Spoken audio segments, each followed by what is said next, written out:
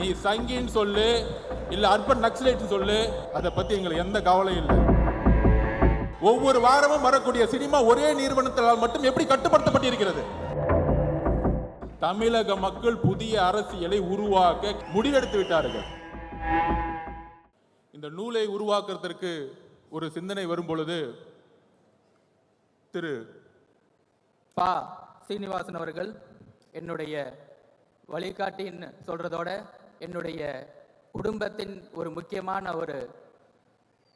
ஒரு அப்பா ஸ்தானத்தில் இருக்கக்கூடியவர். எனக்கு அவரிடம் நான் சொல்லும் பொழுது ஏன் அம்பேத்கர் நூலை வெளியிடணும் அப்படின்னு சொல்லும் பொழுது, பொதுவாக விகடன் குடும்பத்தில் இருக்கும் பொழுது அதோட உண்மை தன்மையை எப்பயுமே அவர் காது கொடுத்து கேட்பார்.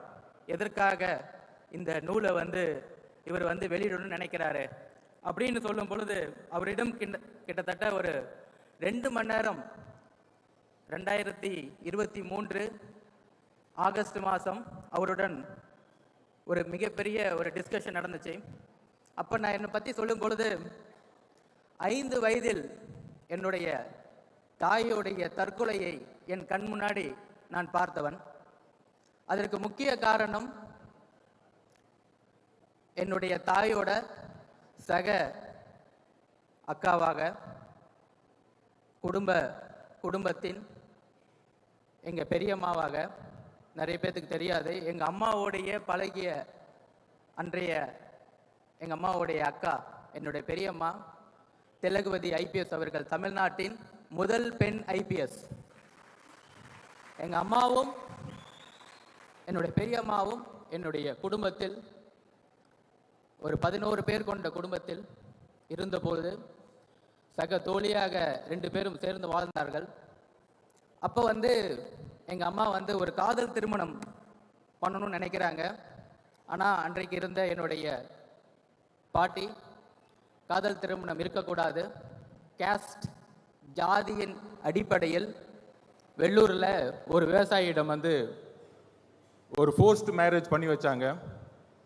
அந்த ஃபோர்ஸ்ட் மேரேஜ் பண்ணி வைக்கும் பொழுது விவசாயத்தில் ஏற்பட்ட ஒரு வறட்சி, அந்த வறட்சியின் மூலமாக ஏற்பட்ட டொமஸ்டிக் வயலேஷன்ஸ், அந்த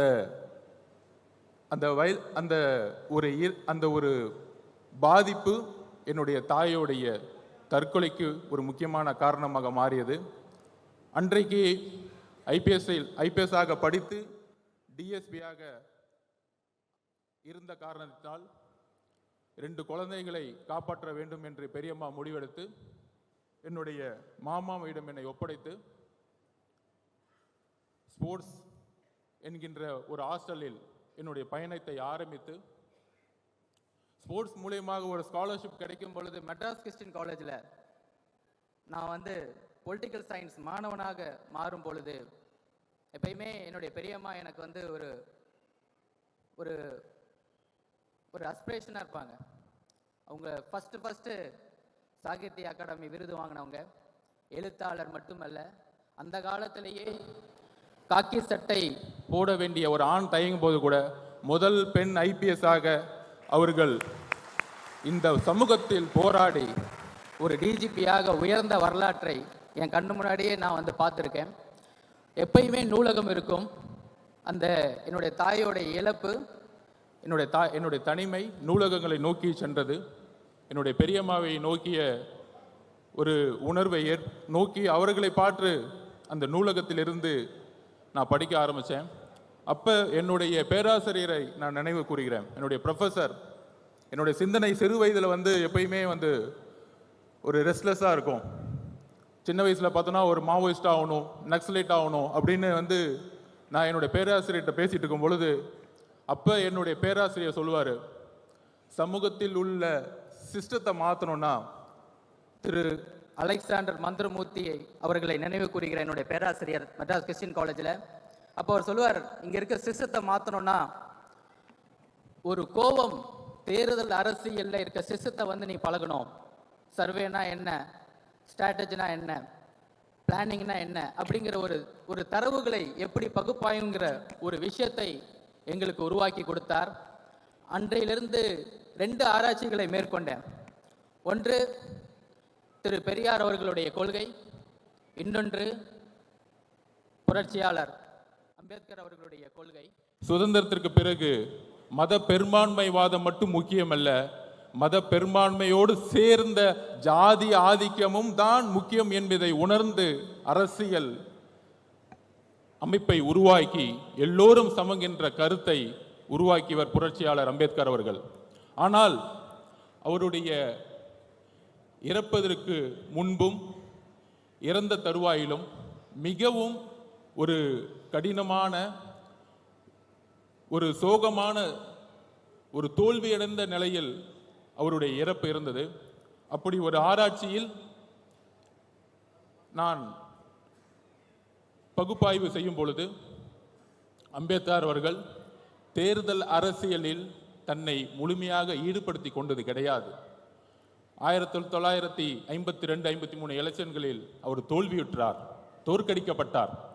ஒருவேளை அண்ணல் அம்பேத்கர் அவர்களுக்கு 50 MP 100 MP இருந்திருந்தால் அவர் நினைத்த முழுமையான இந்திய அரசியல் சாசனத்தை உருவாக்கியிருக்க முடியும் என்கின்ற ஆராய்ச்சி என்னுடைய 15 வயதில் உருவாகியது. அந்த ஆராய்ச்சி தான் இன்றைக்கு மேடையில் நான் நிற்க காரணம். அதோடு சேர்ந்து 3 யுத்தங்கள் 2016, 2019, 21 தேர்தலில் மத பெரும்பான்மைவாதற்கு எதிராக தேர்தல்களில் பங்கெடுத்துவிட்டு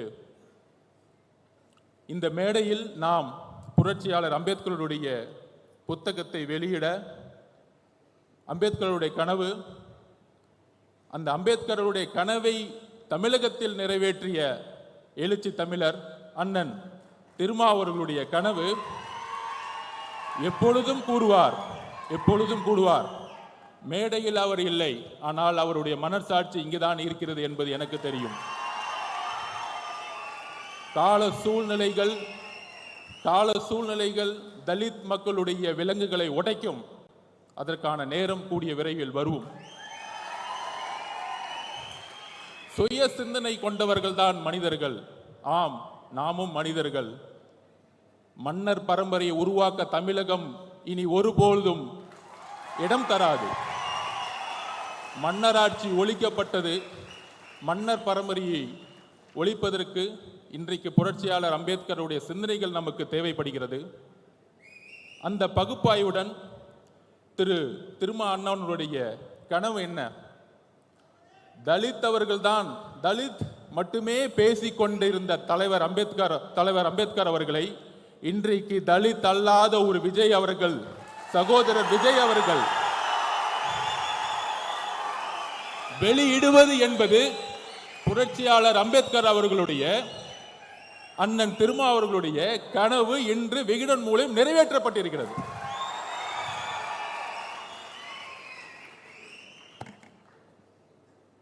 இதுல சில விமர்சனங்கள். சகோதரர் விஜய் அவர்களுக்கு அரசியல் தெரியுமா? அவருக்கு கொள்கைகள் தெரியுமா?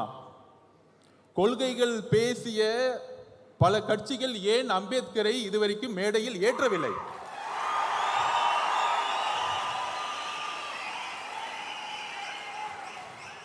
இன்றைக்கு இந்த புத்தக விழாவின் வெற்றி, திரு நிர்வாக இயக்குனர் திரு சீனிவாசன் அவர்களுடைய வெற்றி, இன்றைக்கு விகடனுடைய வெற்றி, முதல் முறையாக அம்பேத்கருடைய நினைவு நாளை எல்லா அமைச்சர்களும் சென்று மாலையிட்டு புரட்சியாளர் அம்பேத்கர் என்று அமைச்சர்கள் கூறிக்கொண்டிருக்கிறார்கள். இதுதான் வெற்றி, எங்களுடைய வெற்றி, எங்களுடைய பிரச்சாரத்துடைய வெற்றி. அந்த பகுப்பாய்வில் அம்பேத்கர் அவர்கள் ஏன் தோல்விற்றார் என்ற கேள்வி என்னுடைய 15 வயதில் உருவாகியது. என்னுடைய தாயினுடைய இழப்பு, என்னுடைய தனிமை அரசியலை நோக்கி என்னுடைய 15 வயதிலே செல்ல வைத்தது. அதனால்தான் 3 யுத்தங்களில் தேர்தல் அரசியலை கற்றுக்கொண்டு இங்கு வந்திருக்கிறேன். எங்கிருந்து கற்றுக்கொண்டு வந்திருக்கிறேன் என்றால் எல்லாருக்கும் தெரியும். சில விமர்சனங்கள் இதற்கு பதில் சொல்வதை விட 2026 தேர்தலுக்கான பணிகள் 2026க்கான தேர்தலுக்கான பணிகள் மன்னர் ஆட்சியை ஒழிக்க வேண்டும்.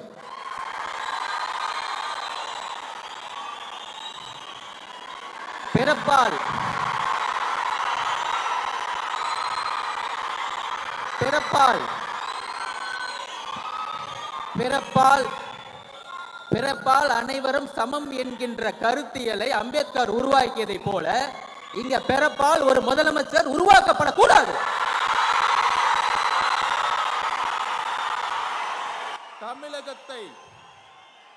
தமிழகத்தை ஆள வேண்டும் என்றால் ஒரு கருத்தியல் தலைவர் தான் ஆள வேண்டும். கருத்தியல் பேசிக்கொண்டு ஆட்சிக்கு வந்த பிறகு மத பெரும்பான்மைவாதம் பேசிக்கொண்டு இங்க இருக்கக்கூடிய நம்மில் ஒரு யுத்தியை உருவாக்க வேண்டும். 2014 ஏன் பிஜேபி வெற்றி பெற்றது? 2014 பிரசாந்த் கிஷோர் அவர்கள் என்னிடம் உரையாற்றும் போது சொன்னார், மோடி அவர்களுடைய பிரச்சாரம் குடும்ப ஆட்சி, அதன் பிறகு ஊழல் என்கிற குற்றச்சாட்டுகளை கூறி ஆட்சியை கைப்பற்றினார்கள். இன்றைக்கு வரைக்கும் பிஜேபி யாராலும் வெல்ல முடியவில்லை. அதே போல்தான் தமிழகத்தில் மதம் ஜாதி என்கின்ற தத்துவத்துடன் ஊழல் என்கின்ற ஒரு விஷயத்தை ஏன் உருவாக்க மாட்டேங்கிறோம்? அதுதான் என்னுடைய தாயோடைய இழப்புக்கு விவசாயியோடைய ஒரு விவசாயி வீட்டில் ஒரு தாய் இழக்கிறாங்கன்னா என் தாய் விவசாயம் இருக்கும் போது இறந்துருக்காங்க, தற்கொலை பண்ணியிருக்கிறாங்க. இந்த உண்மையை நான் இன்னைக்கு டிக்ளேர் பண்றேன். என்னுடைய பெரியம்மா தளபதி ஐபிஎஸ் முன்னாடி நானே ஒரு சாட்சி. அப்படி இருக்கும் பொழுது ஊழல்ங்கிற ஒரு விஷயத்தை நாம் கடந்து சென்றுகிட்டு இருக்கோம். தமிழ்நாடு ஊழலை கடந்து சென்றுகிட்டு இருக்கு. பெரியார் அவர்களுடைய கனவின் மூலமாக மத பெரும்பான்மைவாதத்தை துடைத்தெறிந்து விட்டோம். மத பெரும்பான்மை தமிழகத்தில் கிடையாது. பிஜேபிக்கு 2% மேல இங்க கிடையாது. அதை பெரும்பான்மை முடிச்சாச்சு.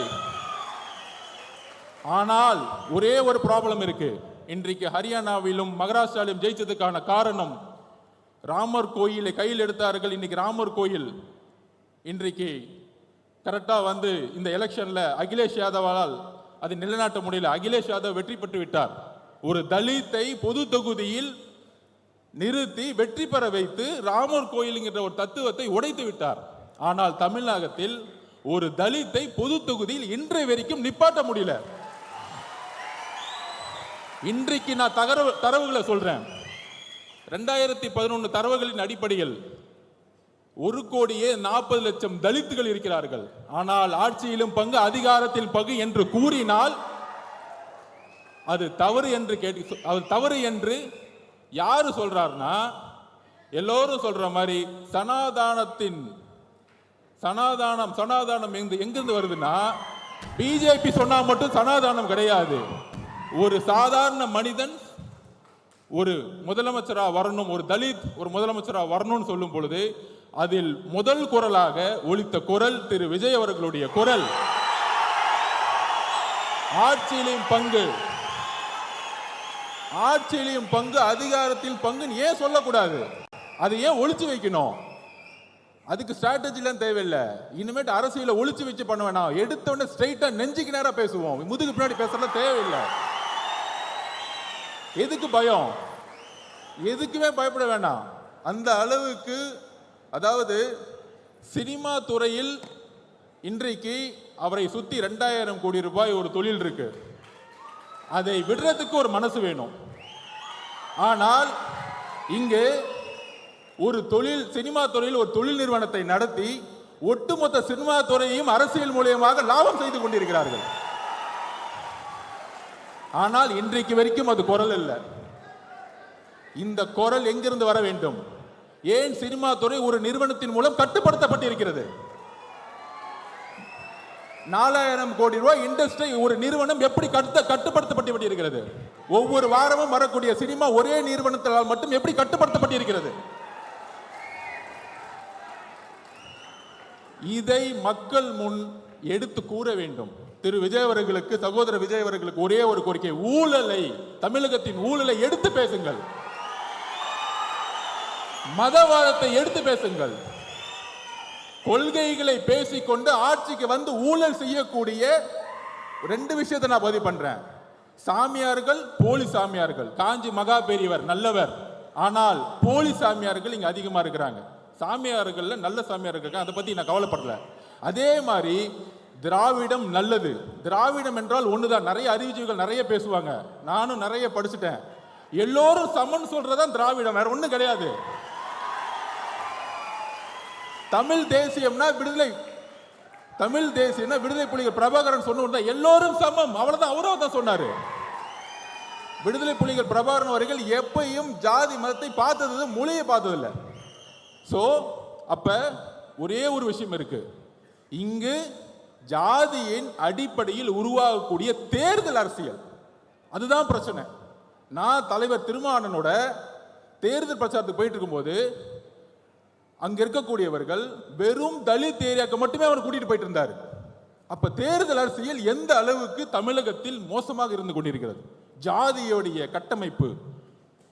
நம்ம சொல்றோம் யூபியில இந்துத்துவ அடிப்படையில் இந்த இடத்துல முஸ்லிம் கேண்டிடேட், இந்த இடத்துல இந்து கேண்டிடேட் போட்டா எலெக்ட் பண்ணும்போது கான்ஃபிளிக்ட் வந்துடும், நேர்மையா இருக்க மாட்டாங்க அப்படின்னு ஒரு பிஜேபி மத பெரும்பான்மை அரசியல் பண்றாங்கன்னு சொல்றோம். அதே தானே நம்ம இங்க பண்றோம்.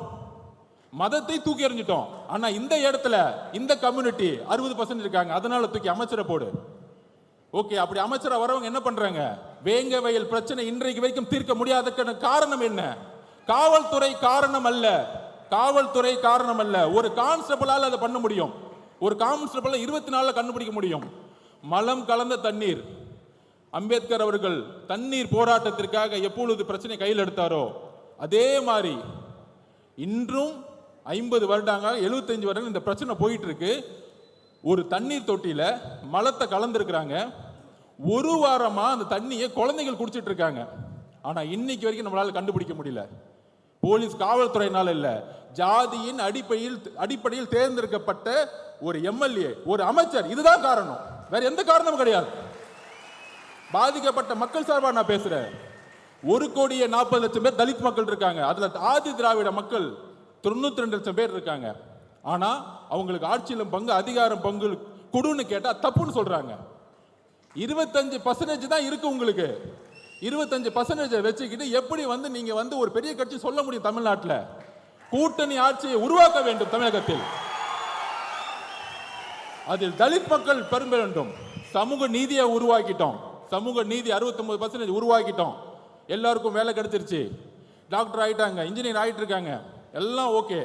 ஆனா அரசியல்ல அதிகாரத்துக்கு வரணும், விடவே மாட்டாங்க. மன்னராட்சி, மன்னராட்சி தான் இங்க இருக்கு. மன்னராட்சியை கொஸ்டின் கேட்டா உடனே சொல்லிடுவாங்க, நீ சங்கி, நீ சங்கின்னு சொல்லு, இல்ல அர்பன் நக்சலைட் சொல்லு, இல்ல மாவோன்னு சொல்லு, அதை பத்தி எங்களுக்கு எந்த கவலையும் இல்லை. தமிழக மக்கள் புதிய அரசியலை உருவாக்க முடிவெடுத்து விட்டார்கள். திரு சகோதரர் விஜய் அவர்களுக்கோ அண்ணன் திருமா அவர்களுக்கோ அனைத்து கட்சிக்கோ ஒரு புதிய அரசியலை, இளைஞருக்கான அரசியலை உருவாக்குவோம்.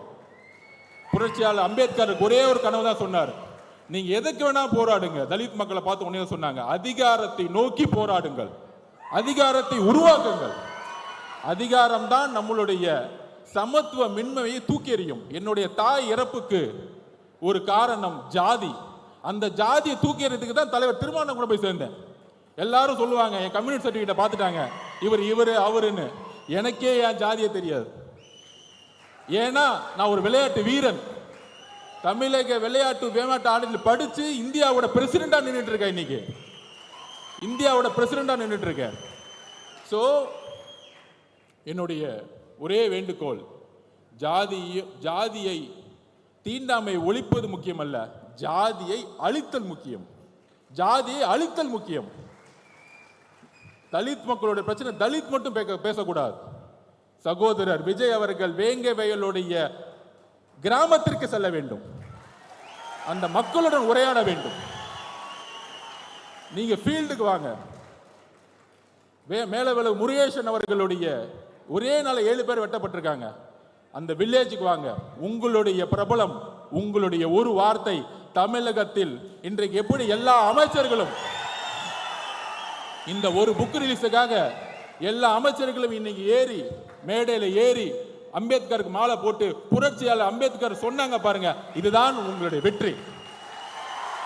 இதுக்கு தான் இந்த மேடையை உருவாக்கணும், இந்த மேடையை அதற்கு தான் உருவாக்கினோம். புத்தக விழாவில் அரசியல், அம்பேத்கர்னாலே அரசியல் தான். அனைவருக்குமான தலைவர்னு சொன்னாலே இங்க நிறைய பேருக்கு பிடிக்காது. திரு பெரியார் அவர்களும் அம்பேத்கரோட கொள்கையிலும் இணைந்து இனிமேல் பயணிக்க வேண்டியணும். இணைந்து பயணிக்கணும். அப்படி இணைந்து பயணிச்சாதான் தமிழகத்தில் புது மாற்றங்கள் வேணும். புது மாற்றங்கள் உருவாகும். ஓடப்பனாயிருக்கும் ஏழையப்பன் உதயப்பன் ஆகிவிட்டால் ஓர் நொடிக்குள் ஓடப்பன் உயரப்பன் எல்லாம் நிலை மாறி ஒப்பப்பர் ஆகிவிடுவார். புரட்சியாளர் பாரதிதாசன் கூறியதை போல ஏழைகள் ஒன்று சேர்ந்தால் உங்களை தூக்கி எறியக்கூடிய காலம் உருவாகும். புதிய அரசியலை நோக்கி நாம் செல்லுவோம். நன்றி, வணக்கம்.